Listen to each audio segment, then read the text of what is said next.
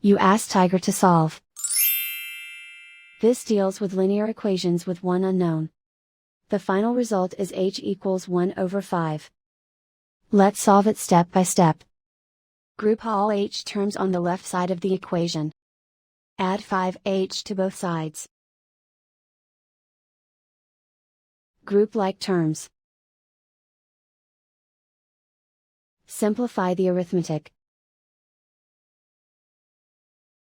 Group like terms.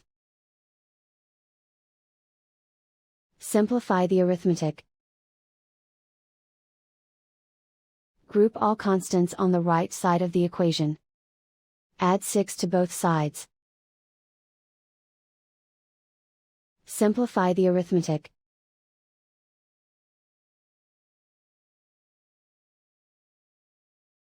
Isolate the h. Divide both sides by 10. Simplify the fraction. Find the greatest common factor of the numerator and denominator. Factor out and cancel the greatest common factor. And so the final result is h equals 1 over 5.